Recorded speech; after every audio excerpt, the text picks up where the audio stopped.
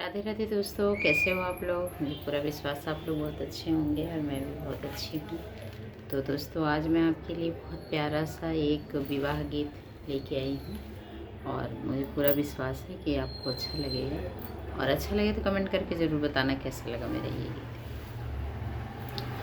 बेरिया की बेरिया हम बरजीला बाबा, अरे बरजीला बाबा, अरे मतरा चाह हमर बिया हरे ललनामा, अरे मतरा चाह हमर बिया हरे ललनामा।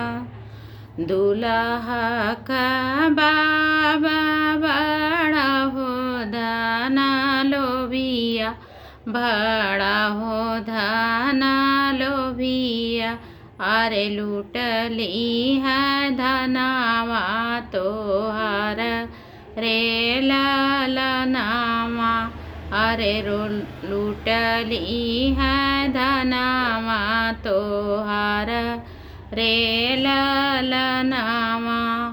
तिलक में मंगिया बाबा सोने कैसी कड़िया, अरे सोने कैसी कड़िया, कोहबर में गैया भाई सिरे ललनामा, अरे कोहबर में गैया भाई सी रे ललनामा।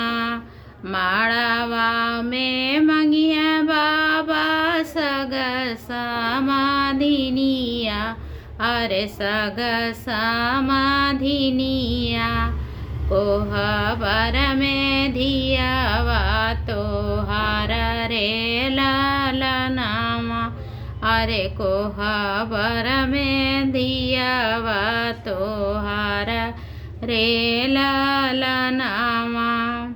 काहे के मंगिया बेटी सोने कसी कड़िया, अरे सोने कसी कड़िया, अरे काहे बदे गैया भाई सिरे ललनामा, अरे काहे बदे गैया भाई सिरे ललनामा। काहे के मंगिया बेटी सग समाधिनिया, अरे सग समाधिनिया, अरे काहे बदे धियावा तोहार रे ललनामा, अरे काहे बदे धियावा हमार रे ललनामा।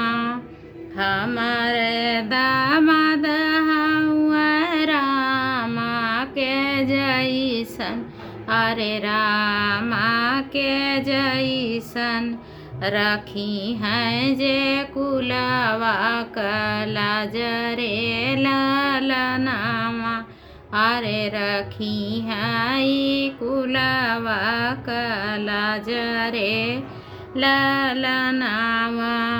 हमार समाधि हुआ दशरथ के जैसन, अरे दशरथ के जैसन, सीता भी यही ले जइहे रे ललनामा, अरे सीता भी यही ले जइहे रे ललनामा। कैसा लगा ये गीत जरूर बताना।